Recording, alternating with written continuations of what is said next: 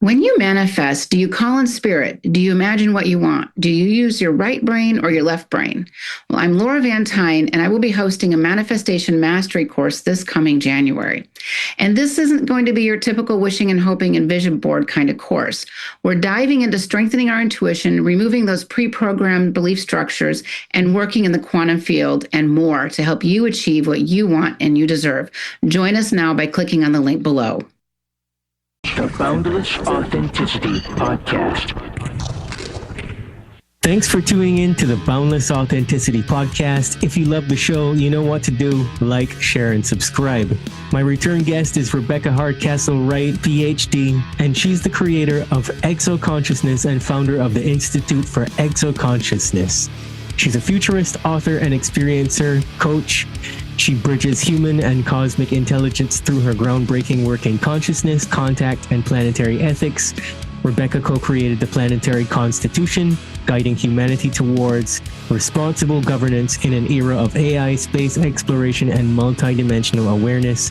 Her collaborations with Dr. Edgar Mitchell and her books on exoconscious humans explore how consciousness shapes our evolution and future among the stars. How's it going? Oh, it's going well for Exoconsciousness.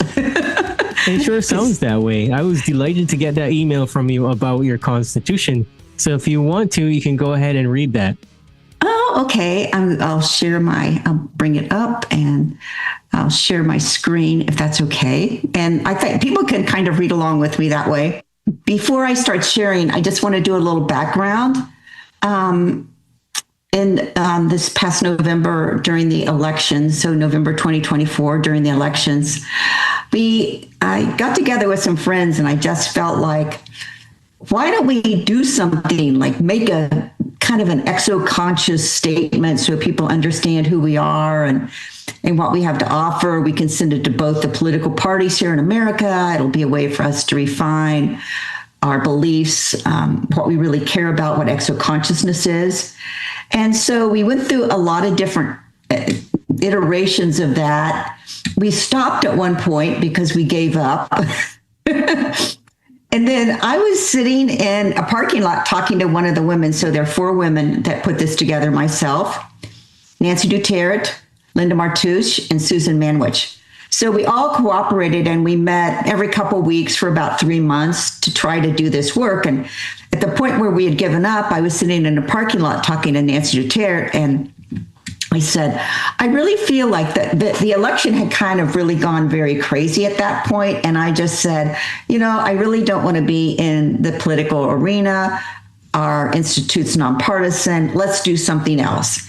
And I said, let's find something that would relate to government and policies, but not be a partisan political statement.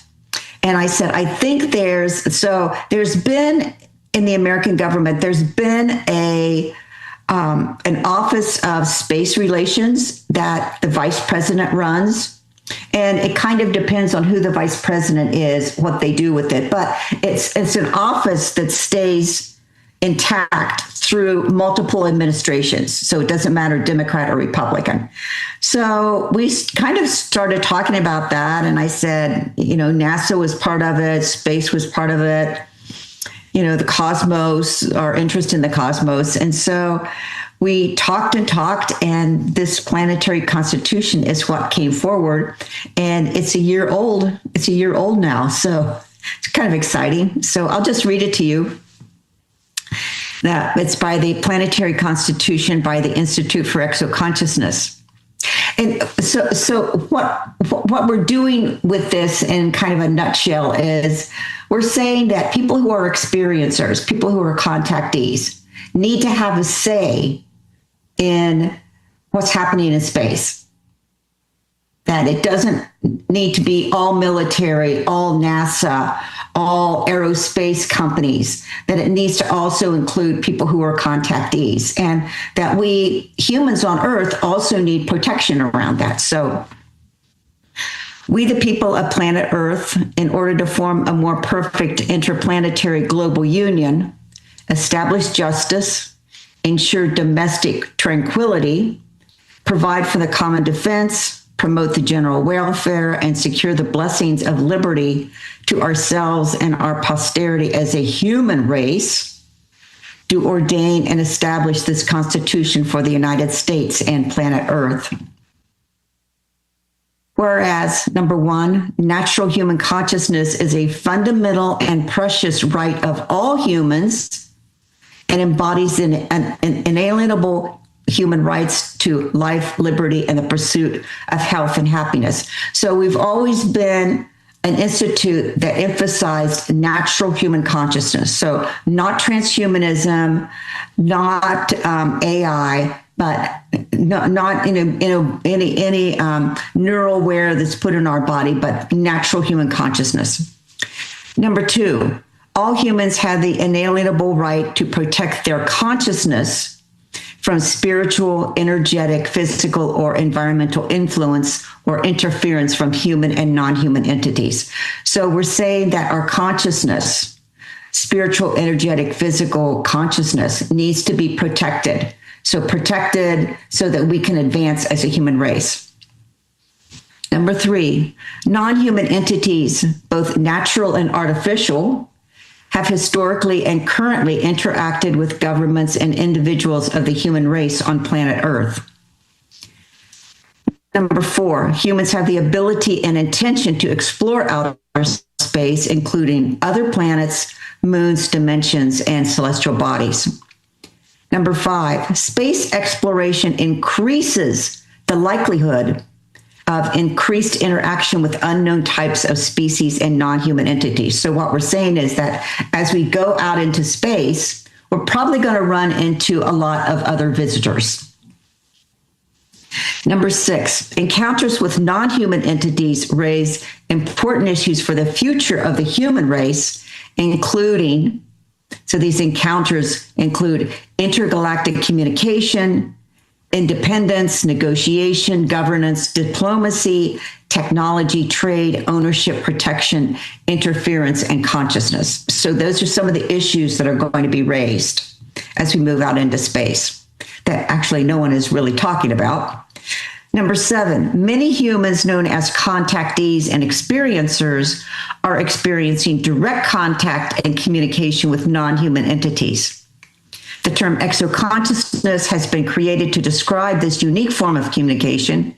It includes, but is not limited to, co-creation with non-human intelligences, telepathic knowledge, spaceship piloting, predictions of global warfare, and environmental issues, medical healing, DNA alterations, and interdimensional and intergalactic explorations. So what we're saying is, we just made a list of some of the information that we as contactees have come in contact with during our time here on Earth.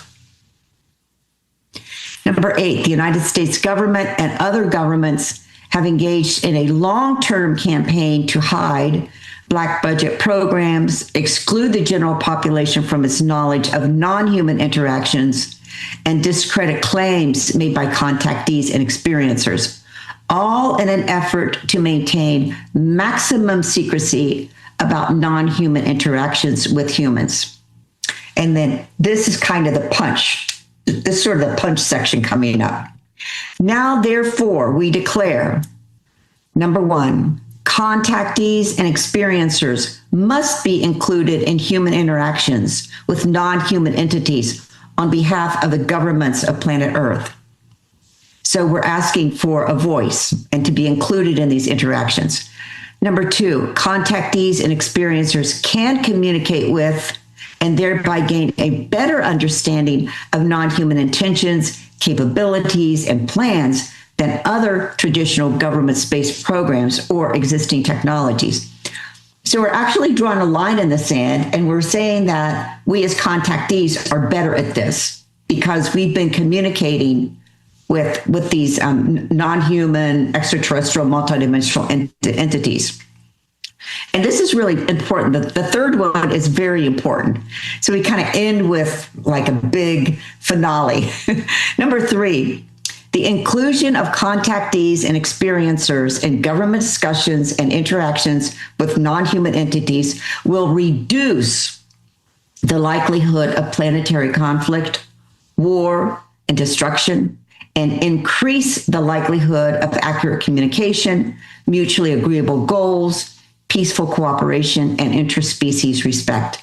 So what we're saying is that we bring a perspective of interspecies respect, a perspective of peace, a perspective of mutually agreeable goals out in the cosmos, and therefore we will be able to but we will be able to prevent possibly an interspace war or a star war. Okay. So, Rebecca, for those that are new to the concept of exoconsciousness, what exactly is it? I know we talked about this on our last visit, but exoconsciousness simply is the innate human ability. So what we're saying is that we as exoconscious contactees believe that every human being on this earth has the ability. So we're not special. We're not super experiencers. We're not this special breed of people with special blood and special DNA. We're saying that all humans have the ability to connect, communicate, and co-create with extraterrestrials, multidimensionals, and spiritual beings. That's basically what it is. And what it is it's calling forth in all humans that we have this capacity and we need to use it in some way, however you choose to use it. But first of all, you need to recognize that because you're a human, that you have this. Okay, so there's no special qualifications then to be an exoconscious human. Okay. No. Okay. No blood type, no DNA, no nothing. IQ.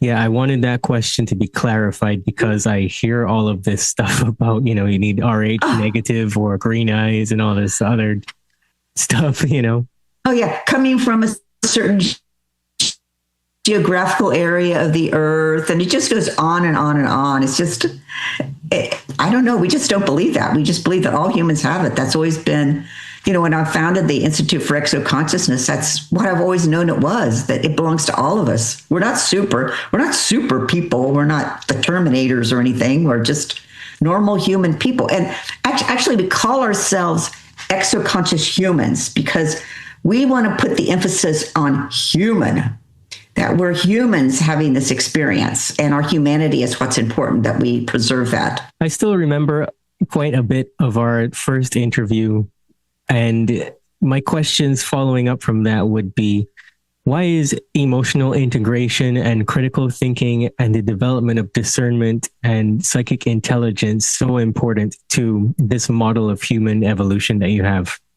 Okay, let's take the first one. Let's take emotional integration. So if you follow any kind of MK Ultra mind control programming, we could call it something like programming consciousness that goes on, from music to television news. When they show the television news people and they all say the same thing again and again, they'll show this.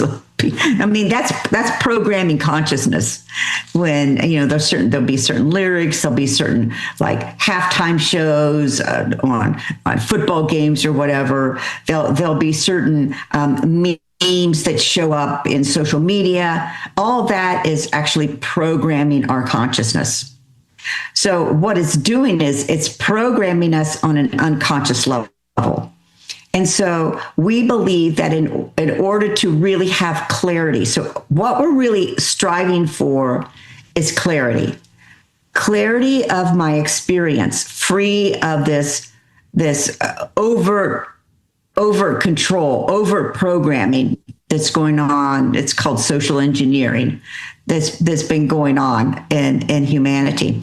And that also means, so that's one of the things it means, emotional integration. The second thing it means is that a lot of people who are contactees, to put it simply, they were made ashamed of the fact that they had contact. So maybe their mom or dad loved them, but maybe their friends were like, you're crazy. Or maybe their other family members were like, you're crazy. Or maybe their parents were like, you're crazy. And so what happens is that's a shame. That's a shaming over time. That becomes shaming. So guilt is when like the church or an authority says you're bad, you're wrong. Shame is inside of me. I feel like I'm flawed. I'm not a good person. I'm crazy. I'm not acceptable.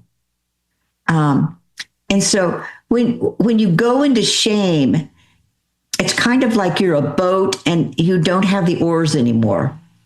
Everything in your world becomes a reflection of your shame instead of reflection of your intelligence, your psychic intelligence. And so you probably get angry, I would say. I've been angry some about that. You get angry, you check out sometimes, and you go into altered states because you feel safe there. So that's one step of integration, emotional integration. And another step is trauma. So a lot of people are traumatized by their contact.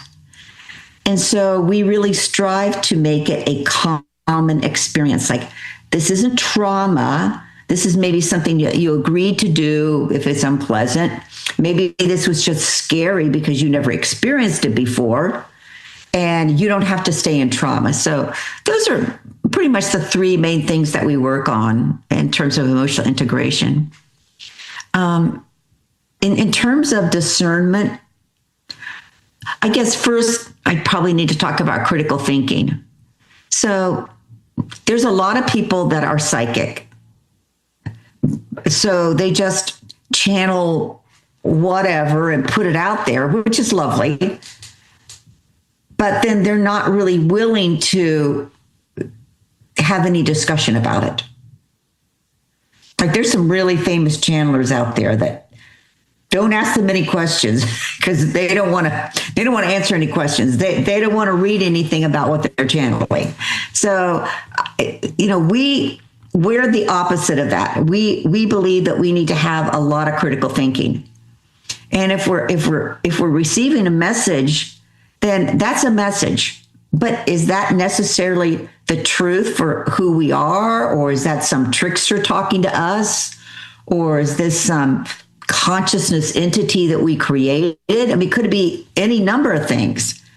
So we really need to have a community, a group of peer group of humans that we can discuss and critically think about the messages that we receive. I'm sure everybody, every day when I open up social media, there's a new apocalypse. I've never seen anything like it. It's just apocalypse after everybody has apocalyptic exhaustion, end of days exhaustion, rapture exhaustion. Like, stop it already. All that is traumatizing people and it's confusing people. So, so critical thinking is really important for us.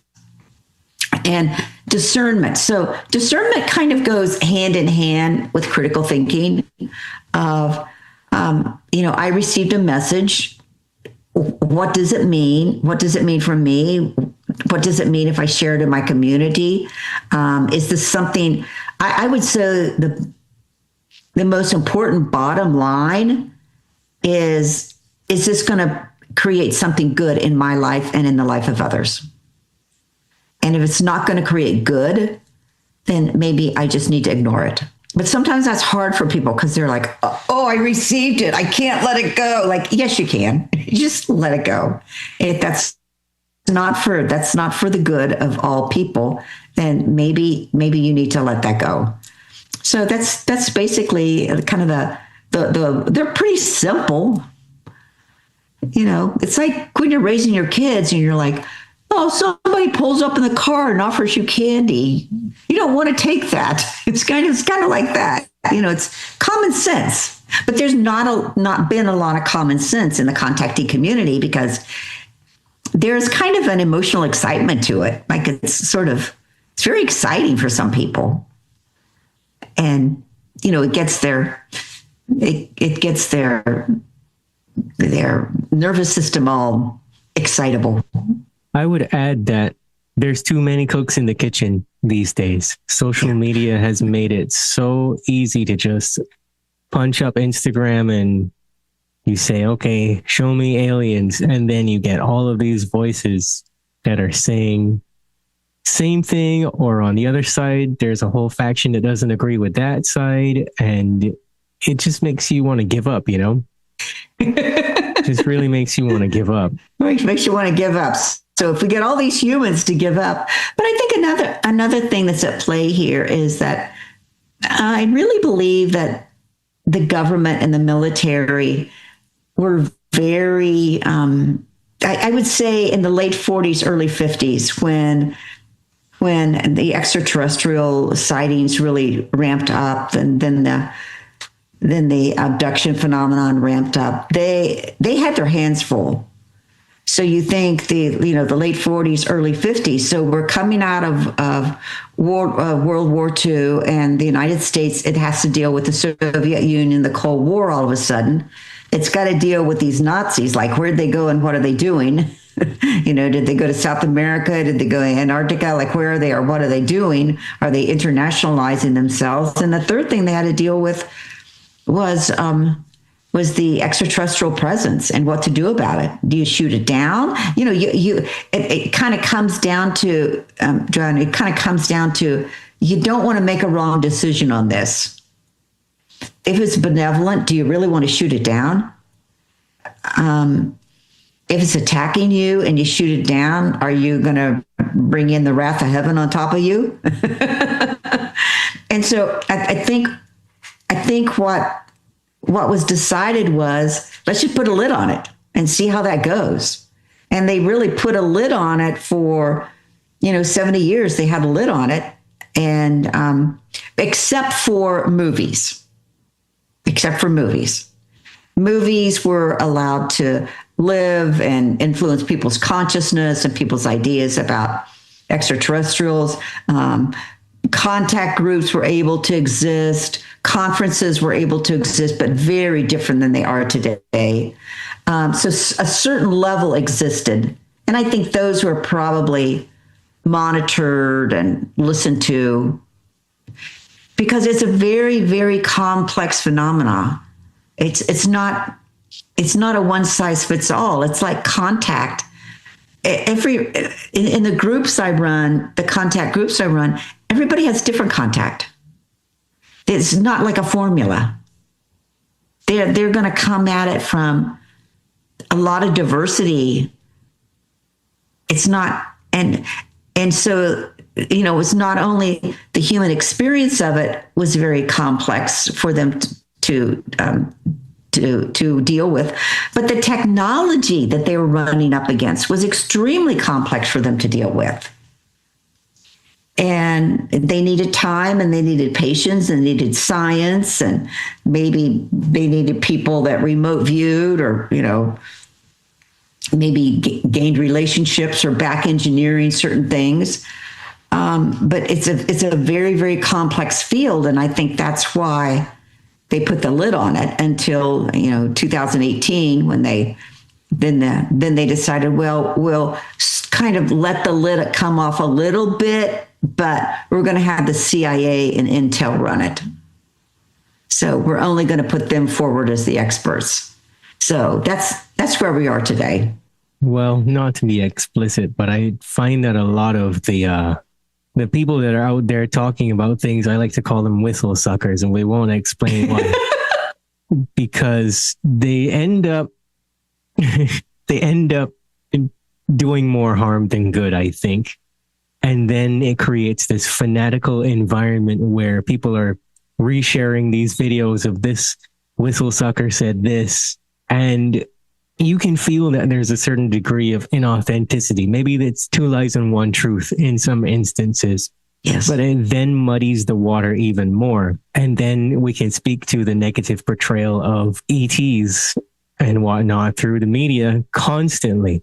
And then, as you would know better than most, you have all of these podcasters that interview certain individuals, and some are saying it's only true ET contact if it's through a dream.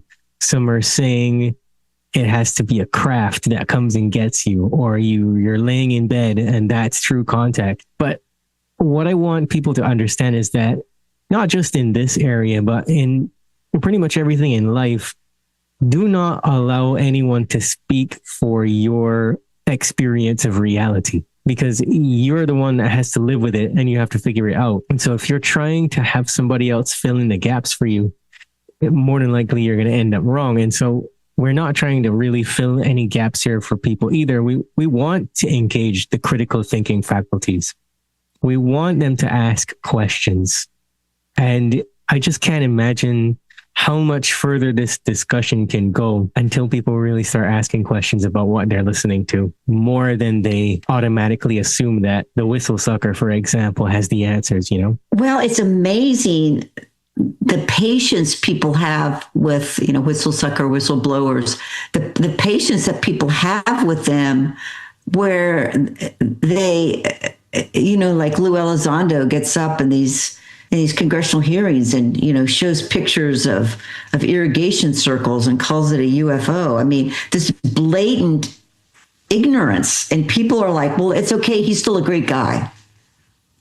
And part of that issue, I think, is that, well, actually two things. Number one, humans really like to attach. So we like to attach, like people that listen to your show, they like to attach to your show. They like you. They like what you have to say. They're a community. They attach to your show. Humans attach. And when psychologists found this out after the First World War, we can go into that later, but they did this series of experiments after the First World War, and they found out how important attachment was to humans. And so now, every time we saw this in COVID, like Fauci was the expert, Burke was the expert. Don't question the experts. Don't question your doctor. And so we attach ourselves to that. And then if you lay over top of that attachment to experts, then there's a whole additional layer of attachment that's been moved through social media that's called parasocial relationships. So parasocial relationships would be following an influencer, dressing like her, wanting to have the same lifestyle and home that she does. It could be, a guy on OnlyFans. That's a parasocial relationship. When the truth of the matter is, neither the OnlyFans woman or the influencer, they don't know you and they don't even care about you. But the human, this emotional draw that's been created through social media and through likes and just in your face, it makes people want to attach to them. And so I think that's why Intel has been so successful. It's because a great percentage of people are, they're carrying the banner. They are attached at the hip to these people, and they don't want to see what's going on. They actually shame. So we talked earlier about shame and being shamed. When you're shamed as a child, or you're shamed for something that that maybe you share and you get shamed for, that leads to complicity. So you become a complicit person because you want to survive. And so you keep your mouth shut and you're complicit. And there's a lot of that going on too. I wish I knew how to do that. Well, some of us just don't care. I mean, yeah. A lot of that depends on your upbringing. Like, you were probably brought up to ask questions. I mean, I was brought up to ask questions. Like, never. I remember my dad just echoing in my head, like, you have to ask questions. That's your right. And that's really, what you were talking about earlier. That's really human sovereignty, is asking questions. Cool. Now you ask questions, is the information going to be available? Because all that's censored. Yeah, okay. Well, that's even better to add to what I was about to say. In my household, children were to be seen and not heard, so Yeah. don't ask any questions, right? And if you did, you better be ready for what comes next. Yeah. Yeah. And so I think that pissed me off a lot as a child, and I became that belligerent kid that wanted to know even more because I realized it was bothersome. Okay, if it bothers you so much, then why shouldn't I ask? I should ask more questions, right? Not everybody's going to be like that, but we need more of that, I guess, to break through the whole pedestal thing that everybody's doing that you just described.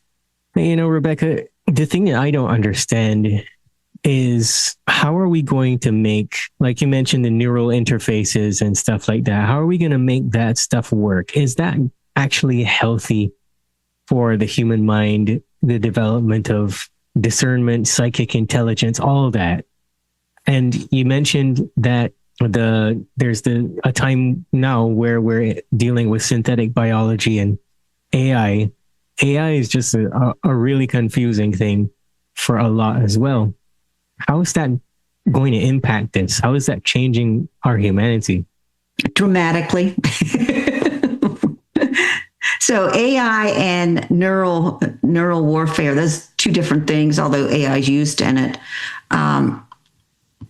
In terms of the neural interface, those experiments have been around.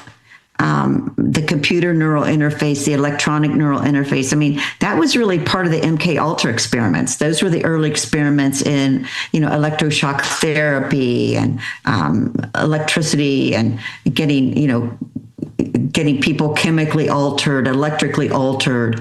So that we've had a pretty good run at that, quite frankly. It's probably, decades to refine that. And then I think when COVID came in, that was kind of the touchdown. That was a touchdown pass.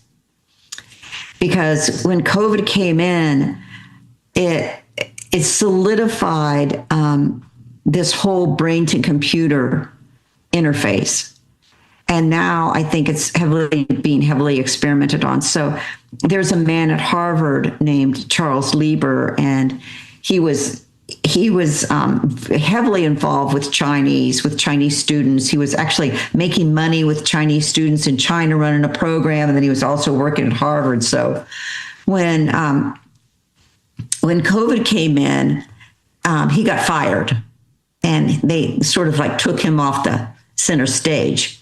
Well, what he had done, they fired him because they didn't want a lawsuit, number one. And number two, they didn't want a lawsuit because then a lawsuit would have created discovery and somebody would ask for documents and it would get out in the public arena, right as COVID was being brought forth in the 2020. And so they took him out. But what he had done is he had created the patents that were used during COVID for brain to computer interface. So what in the nanoparticles, what in the spike proteins, what was in there that was actually, they were injecting nanoparticles that could get into our bodies and self-assemble, that then a computer electromagnetically or electronically could then interface with what was in my body. And that was actually done in order to create something. There was a program, I write about it in my most recent book called The Sentient World Simulation. And what it was, it's been going on for decades. They're very good at it. They probably have everybody in every human, animal, plant on their blockchain. So we hear this thing about avatars. So there's an avatar of Rebecca, there's an avatar of Johan. They're not really avatars like in the movie Avatar. We're just data identities, like tokens on the blockchain. But that blockchain identity of, for example, I'll use myself. My blockchain of Rebecca is going to have all of my medical records. If I had taken the vaccine, it would have had, been storing data on me in terms of biologically, how I was functioning. But there's other biological ways that they get that information. It would have my mental capabilities, because it goes beyond these nanoparticles go beyond the blood-brain barrier. So they'd be looking at, what am I thinking? What are my reactions about? What's my education? What are my online preferences? DNA, all of that. It's just, the nasal swabs, of course, all that was, DNA collecting. So all of that's on my avatar. And so that avatar then is me. And if there's any questions about me, or if there wants to be any diagnosis of me or any manipulation of me, they're not going to go to me anymore. They're going to go to my avatar, which will then interface back with me. That's disturbing. It's the stuff I try to forget about. Yeah, so it's also something called the body area network. So our body area network. So what we will probably see in the future are nodes of people that are put together in a network. There's your new community. Nodes of people, do you have any specifics on that? Like, what will they be grouped together to do? I just think it's a computer system, number one. So computers have nodes. So computers are connected by nodes. So I would assume they're going to do the same thing with humans. I see. Sometimes when I think about this kind of stuff, I think about Star Trek too, like you hear these stories of, is it Clifford Stone when he talks about interfacing with the non-human intelligence that runs the craft and stuff.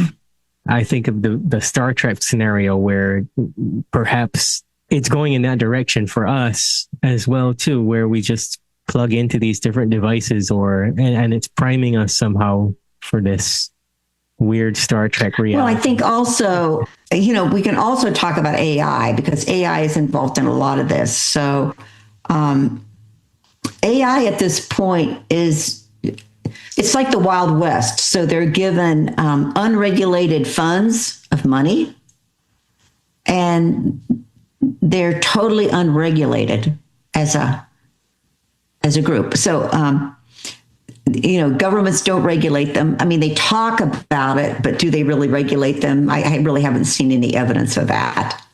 So they're just basically allowed to do whatever it is that they want to do. I don't know if you noticed, but ChatGPT just pulled back recently. I guess there was some pushback from customers because they said that, they're no longer going to do medical diagnosis.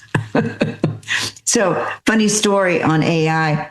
So I was at a conference this summer, and I was sitting next to a man that was he was working at the Fed, and he also worked in investment banking. And so I said to him, I said, well, certainly AI has changed your work. And he goes, well, yeah, I don't hire as many people. And, I used to hire 20, 25 people to put together a plan or an investment plan. And now with AI, I can do it quicker with fewer people. But he said, we're running about over 30% mistakes.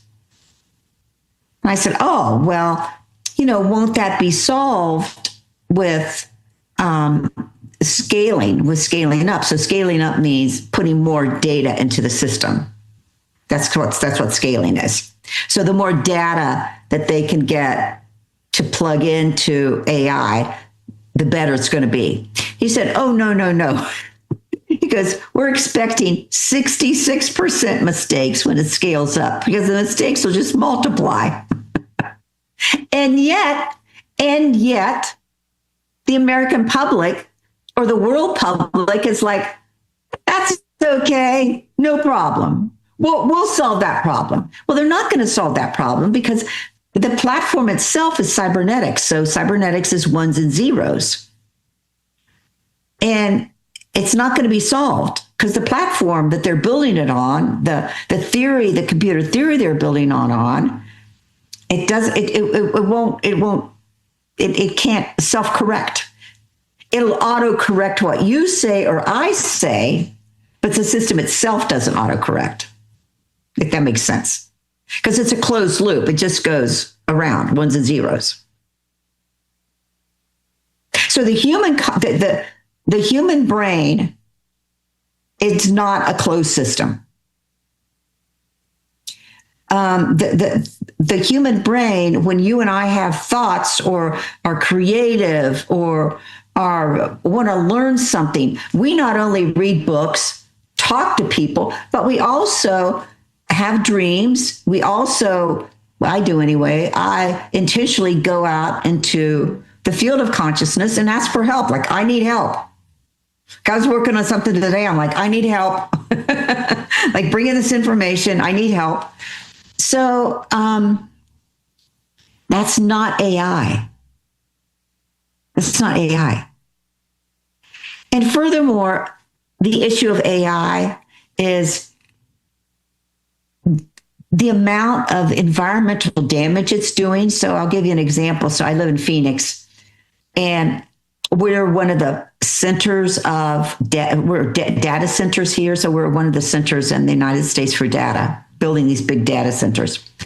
So Columbus, Ohio, Phoenix, Arizona. And ironically, my family all lives in Columbus and I live in Phoenix, and we're both getting the same thing. And so Columbus has a big underground water table that they can tap into. Phoenix, not so much, as you can imagine, because we're a desert. So what's happening is, as these big centers, data centers are being built, these enormous cracks are opening in the earth because so much water is being extracted. It looks like an earthquake. And when one of those little earthquakes goes through a housing community, look out.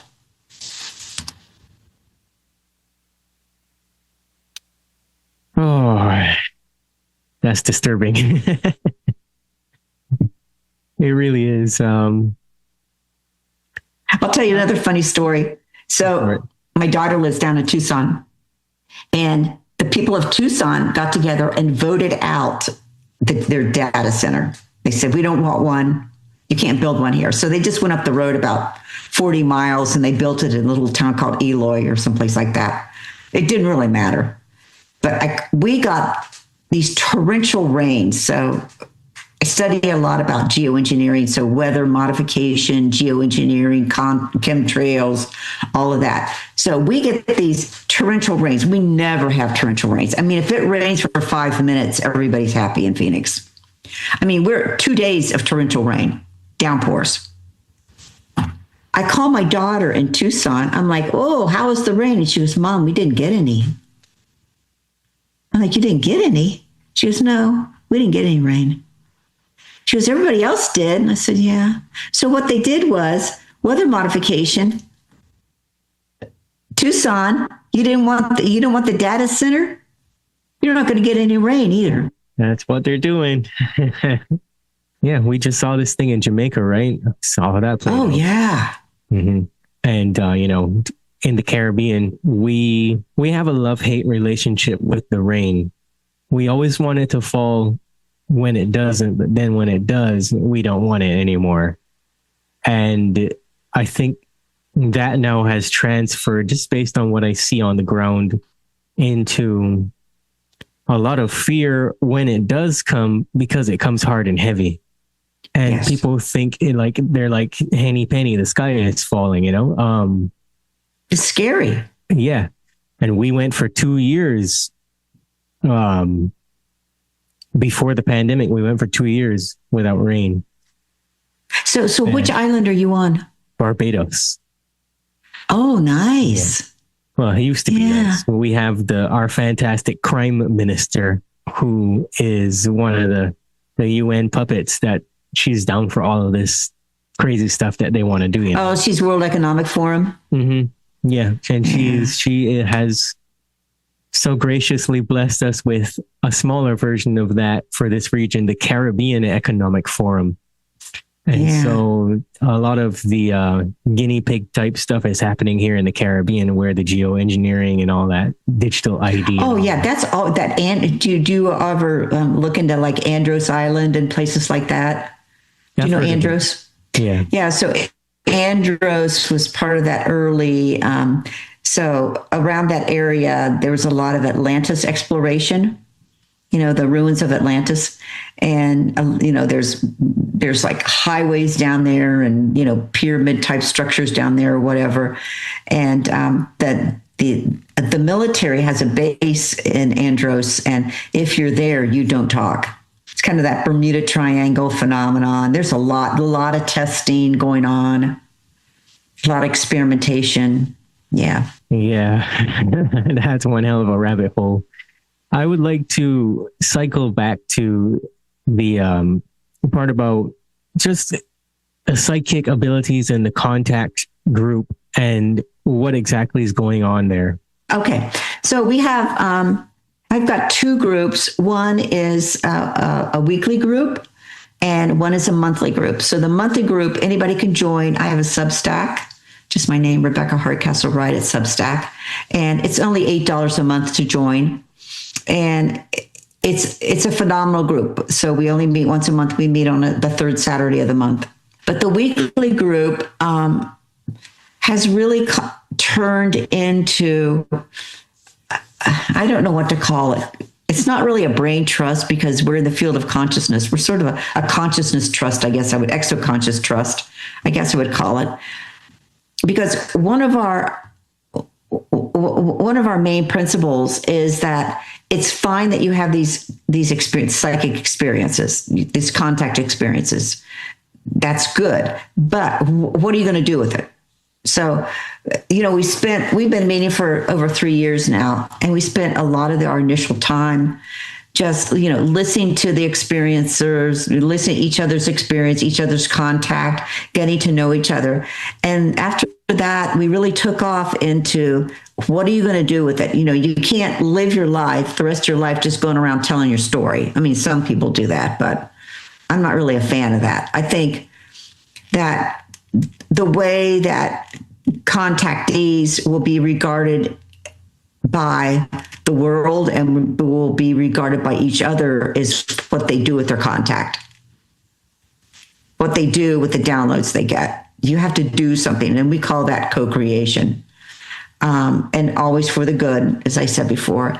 So, like one man, these are all on our YouTube, Exoconscious Humans YouTube. One man, Nick Prestera, he invented consciousness technology called the beacon that goes so it's a stable structure. It goes as consciousness structure. It goes into the ground and it goes 25 miles above the earth, and it just stays stationary. And as a consciousness structure, the earth then rotates through it. And every time the earth rotates through it, it kind of acts like a magnet for exoconscious people to sort of be picked up by it and sort of have increased awareness of it. So that's one of the things that he invented. We have a vibrant group of artists that do artwork around their contact. We also have people that write books. Some people have done podcasts. We have Kevin Briggs. Do you know Kevin? Okay. Yeah, he's since childhood, he's channeled what's called the Council of Eight. And it's so back to critical thinking and channelers. So Kevin's a really remarkable man. So he channels. And then there's a woman in the group, Karen McLeod, who's, he has her PhD in counseling. And she's become the archivist for Kevin. So she'll be talking. So Kevin will be talking and he'll say, well, I got a channel from the Council of Eight about this. And he'll say what he got from the channel. And Karen will say, no, Kevin, this is what you got. And this is when you got it. And she like has this encyclopedic mind and she'll like find what he said and read it back to him verbatim. So it's this really, I've never seen anybody else do it. But it's this beautiful pairing of Kevin's channeling and Karen's, grounded archiving of what's been said. It's very cool. So that's another example of, and then we have other people that are healers and people that one of the women, Yvonne, she works with She works with the earth, so she does a lot of healing on the earth. It's very cool. So those are just examples of some of the things we do. But we're always open to what are you going to bring forth? Because up to now, a lot of this creativity, I know when I work with Dr. Edgar Mitchell, the astronaut, we were trying to break through that ceiling of normal people inventing alternative technologies. And it was hard. It was hard to get funded, and it was hard to get any recognition. And so I just decided after he passed away, that's when I founded the Institute. And I just said, we're just going to go at this at a slow, easy, organic pace and let it come together. Because a lot of people that were, downloaded with information or technologies, they got scooped up and closeted away in these black programs, never to see the light of day again. Yeah, I was going to ask you how you weed out the fakes. You weed out the fakes by does what they're doing work, or does it not work? And that's the same issue for us. If you're an artist and you're painting these, magnificent, canvases, are people resonating with it or not? And of course, you mentioned these people being taken and put into the black programs, and that must be frustrating. Well, sometimes that's the only option. I did see some high-level scientists that had a lot of depression and frustration through their lives, and which resulted in illness because they just felt so, pushed down. That's a reality. Well, I wonder how the people that are getting taken into these programs, how they're coping. It can't be a pleasant experience. I'm sure they're being fed well and kept alive. I hope, because you want to keep them in an optimal state to perform well. But I don't know anything about it. I have a million questions I probably should not ask about those things, and you probably don't have the answers to. Well, okay, I'll give you an example. So I just put a Substack together on Avi Loeb and 3i Atlas, and Avi really good. So one thing I discovered was that Avi Loeb he's Israeli, so he's from Israel, and at a very early age, he was put into a secret program called Taupoid. I'm not sure how to say it in Hebrew, but I call it Taupoid. And this was a secret program, a military program that he was in, and people were selected for that. So during the time that he was put in this this program, it's military intelligence, that sort of thing program. He got his PhD. So he got his PhD in plasma science, which is interesting. Because I'm of the belief that if we don't understand plasma science, then we're really not going to understand anything. That's kind of where I stand right now with what's going on. So he gets a PhD in plasma science during this time at Hebrew University. He also, at this time, starts working on the Ronald Reagan. Remember, Ronald Reagan had the missile defense system called the Star Wars Initiative. As a missile defense program. So if a missile came over, this defense program would supposedly knock it out. Right. Avi Loeb was working on that in the 80s. So you're looking at a 2-track system of knowledge in the United States. So, and I also knew when I worked with Edgar, we worked with some scientists that were part of what's called the JASO program. JASO. It was another 2-track where they would go out and find these, really brilliant young men and women, and they would put them in a different education track. And say you wanted to study physics and you went to University of Michigan. Well, you'd get one education. But if you were in JASO, you would go somewhere else and you get educated beyond what the University of Michigan is teaching you. So not only were you getting that, but you were also at the same time getting the chance to, probably work with these other adjacent scientists, they're on all these Black programs. So you probably could never tell anybody that you were in the Jason program, although some people I know, I knew they were public about it. Most of them have died now, though. But so there's a 2-track system for sure. And there's a lot of benefits to it. Do you see the evolution of human consciousness overpowering, let's say, things like digital ID and surveillance and all the different mind manipulation techniques and technologies that exist?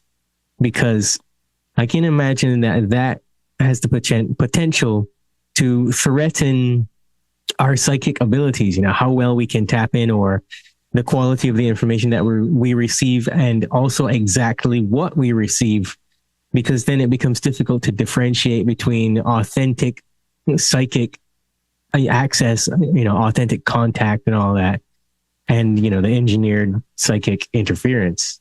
Or an artificial reality that's been imposed for me to attach to. Yeah, really that question goes to the heart of my work. So when I came back from Washington, D.C., and I'd been working with Dr. Mitchell, I'm friendly. I don't look threatening. And so a lot of people would tell me things because I'd ask questions. And I really got an earful about artificial intelligence and transhumanism. And I knew then what was coming. And I also knew that it was a typhoon that never ended. It was gonna cover everything, every piece of reality, including humanity, in order for it to succeed. And so that's really why I wrote my last book, Exoconscious Humans: Will Free Will Survive in an Increasingly Non-Human World, where I compare, here's what a transhuman believes, here's what an exoconscious human believes. Since then, so I was researching that book in 2017. I published it. I left DC, moved back to Phoenix, and it takes time to find a publisher. Finally published it in 2022. And I knew, I had everything in there. I knew COVID was coming. I knew all of these things that were going to be rolled out because I'd ask people questions. And then over the past few years, especially this past year, 24 and 25, really 25 more, the cracks in AI are really beginning to show that there's a lot of propaganda in AI. Does it work or does it not work? So the AI piece has a lot of, they call it hallucinations, but they're mistakes. So I think we're going to increasingly see that's going to become apparent to many humans. The second piece, in terms of the body area network, the avatar, the nanoparticles, I think they're kind of like AI. Some work and some don't work.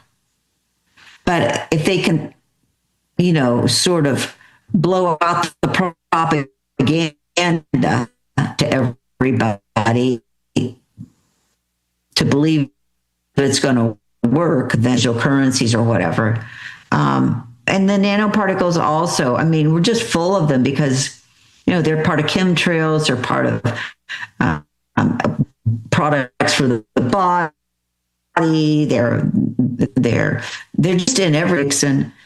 And he's the one that's experimented greatly with nanoparticles in the blood. I just don't think there's a human today on Earth that doesn't have nanoparticles in their blood. And yet we're not all dropping dead. So there must be some current of health that runs through our physical system that's detoxing and is ridding our body of these artificial nanoparticles. So there's that. Now, when you get to the psychological part of attachment and sort of magical thinking and wanting to be important, wanting to be an influencer, kind of an ego narcissistic thing. And I'll just parenthetically, we can talk about that later, but social media was built on narcissism, female narcissism, because it attracted men. Women who showed off attracted men. When you get to that level of consciousness, you can accomplish a lot.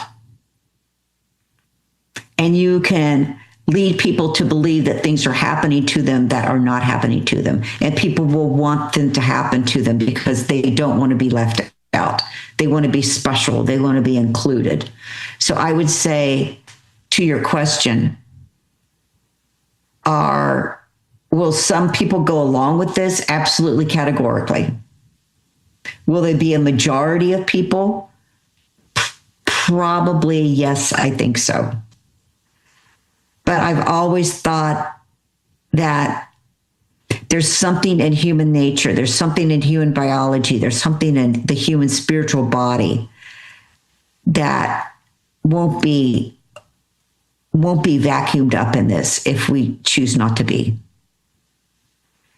And that we will be almost like a remnant and we'll be living side by side with people who are kind of not human like we're human. And I think that the whole extraterrestrial hybrid programs and all of that meme, that was to prepare us for this happening.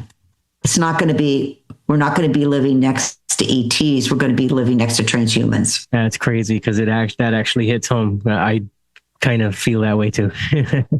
Yeah. Makes sense. Yeah. No, you see little examples of it every day. Just blooming, like a fungus would. And people like to feel special. I mean, that's one of our human traits. We want to feel special. We want to be included. We want to be in the in crowd.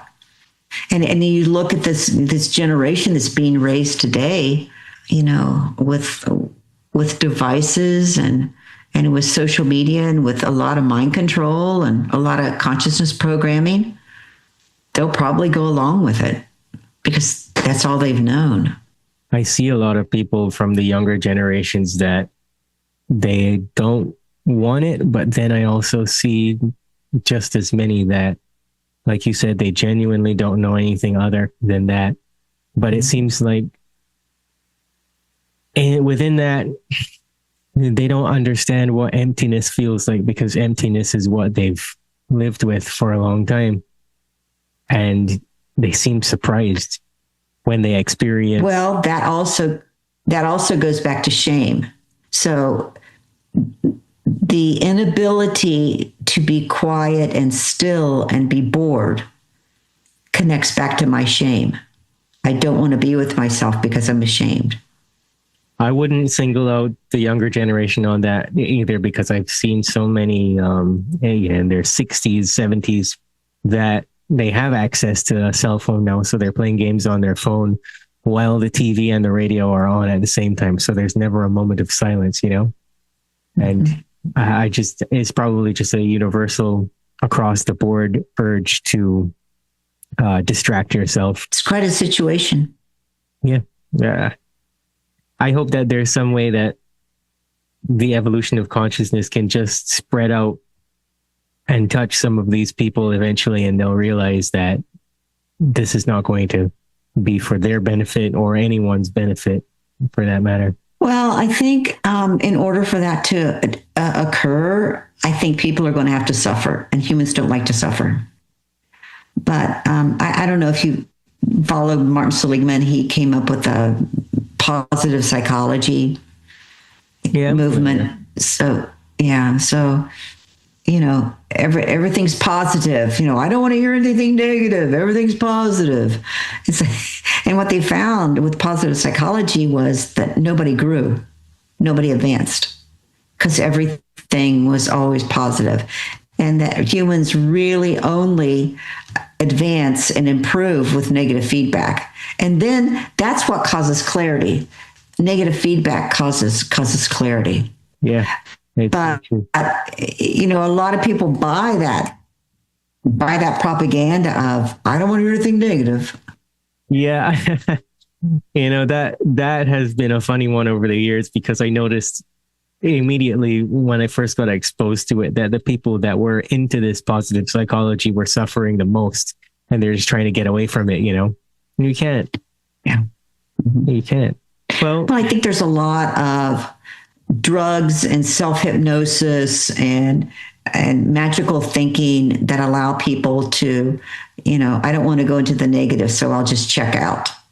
I'll just check out and avoid real life. And so now that's okay too. You go in any major city in America and you see the homeless, and they're well provided for. So that's kind of culturally acceptable now, to just check out and do your thing. yeah, and that's cool. They give you a medal for not doing anything at all, just so you don't feel left out. So yeah. There's that level of screw to it. And it doesn't matter that your body degenerates. It doesn't matter that your teeth fall out. It doesn't matter that, you're 35 years old and you look 55 or 60 years old. That doesn't matter to them. It's really quite remarkable. That's called an avoidant personality. Do you have any predictions for the future? In terms of? Well, I figured I'd drop that one on you because you knew COVID and all these different things were coming. So, I think that the gain of function chemical biological warfare will continue 100%. Yeah, absolutely. Yeah, I knew that when I lived in DC. I knew that there was no coming off that. There was too much money in that. I would say, once again, for the future, I would say that there will be people that increasingly will opt out of medical system authorities because of what happened with COVID. And they saw that, they were tricked, and now they're dealing with all kinds of myriad of illnesses and ailments. I think more people, I think if humans choose to be, that they can probably be more psychological aware of themselves and their behaviors and their beliefs and how they're being tricked than they've ever been. So they'll be able to use that psychologically. I think that central bank digital currencies, I'll be surprised. So right now we have what's called stable coin. So stable coin in the United States that they're talking about is just it's just really to keep the dollar as a primary currency in the world. So central bank digital currencies, I think people are slowly kind of going into cryptocurrencies, Bitcoin. There's a really good book called Hijacking Bitcoin. And the book talks about, Roger Ver, VER is the man that wrote it, talks a lot about how the initial Bitcoin was kind of the promised land where we're going to have this blockchain and it's going to be, private. It's not going to have any interference, and how, eventually it just got co-opted and taken over. And we have what we have today, which is nothing even close to that. Monetarily, I think they'll keep pushing that. I don't think they're going to leave us alone on that. Spiritually, I think a couple of things are happening. I think there's been a political, especially after Charlie Kirk, I think there's been a real political push toward religion. And I think that politics and political people have rewarded that because, and I believe in religion. I think religion's been a wonderful thing for humans. It's taught us love. It taught us forgiveness. It taught us the 10 Commandments, thou shalt not steal. So I'm a believer in the goodness of religion, but I also believe that religion also needs to start integrating a lot more spirituality into their systems. which is a difficult thing for them to do. But if they did it, I think it would have amazing results for them. In terms of space and space travel, I think that's always going to be like the Wizard of Oz. It's just so easy to trick people about space. One thing I wrote about in my Substack, when I wrote the Substack on Avi Loeb, was I started out with, back around 2014, I went to the Hubble Space Telescope installation at Johns Hopkins University, and I visited with their head mathematician, and I had a really lovely day with him. And only because I was working with Edgar, that was my entree, Dr. Mitchell. So I'm walking through Hubble, and I come to this kind of main room. First of all, there's not very many people there, but I come to this main room, and there's a man. So there's these. Have you seen like in an office library how those metal library shelvings? They've got 8 or 10 high shelves of books. So this room was kind of like filled with these metal library shelves filled with books. And we walked by one, and there was this guy sitting down at the end of the shelf, at the end of the row of bookshelves. And he was sitting, that looked like this little IKEA desk and this kind of small computer. And I looked at our host and I said, "What's he doing?" And he goes, "Oh, he's colorizing space because space doesn't have colors to it." And I thought, here, I'd been looking at these beautiful Hubble transmissions and images on my computer, the pinks and the greens and the blues and the golds. And this man had created that. So there's a lot. I don't know if you noticed, so the 3-eye atlas pictures that came out with the green streaks. Yeah. I looked at that and I said, that looks like a monster. A, that either looks like a Monster drink ad, or B, it looks like alien green. Take your pick. Right. Well, Rebecca, we could probably go on for a long time, but I'll let you get out of here. So tell us where we can find you. Oh, my website's exoconsciousness.com. My Substack is just my name, Rebecca Hardcastle Wright at Substack. I write a lot on Substack. Every Friday, I send out a really cool thing called Moving Forward Friday. And what I'm trying to do with that is I'm really trying to bring people up to speed with what's happening. And I just probably have 8 or 10 articles. So there could be videos, could be articles, and you can just kind of go through it and click on, during the weekend, look at it and click on the articles that you want to read or the videos that you want to watch. Just to give you some education, because I just feel like things are moving so fast now. We have to get that information out there. So I do that. Once again, I had the monthly coaching through the Substack. So you just become a subscriber to Substack for $8 a month, and you can join our monthly coaching. It's really cool. We're going to be discussing some really cool topics. Last month we discussed 3-eye atlas. So that, and then I also have my weekly coaching that I do. That's pretty much. Also, if you want to meet our community, that website is exoconscioushumans.com. You can go in there. It's where I read the Planetary Constitution from. You can meet the people that we work with. It's very cool. Fantastic. Well, let's not wait 2 or 3 years before we talk again. I know. It's good. Okay. Well, Rebecca, thanks for being on the Boundless Authenticity podcast. Yeah. Thank you for having me. Awesome. I'll talk to you again soon. Okay. Thank you. Bye. Bye-bye.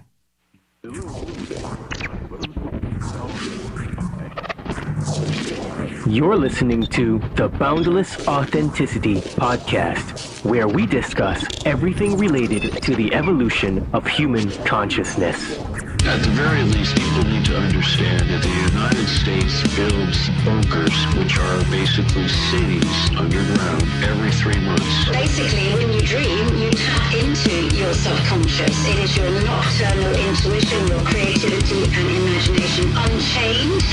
from conscious, reason, ego, and logic. They're biologically alive, but they have no soul. They have AI consciousness. They can alter your conscious of the brain to get in the brain. We live in a multidimensional reality, whether it comes through esoteric information in the spiritual realms, or the UFO people, experiencers, or mainstream through quantum physics and through mainstream science now realizing that parallel dimensions probably exist. We're all spiritual beings. We're all having these human experiences. We've heard that phrase over and over and over. But what does that really mean? You know, all the big questions of life, we have these answers inside of our souls. We're ultimately studying the nature of what it is to be human, good and evil, our psychology, how we think, and our health. That's why I love Bruce Lee's great quote, all knowledge is ultimately self-knowledge. The Boundless Authenticity Podcast.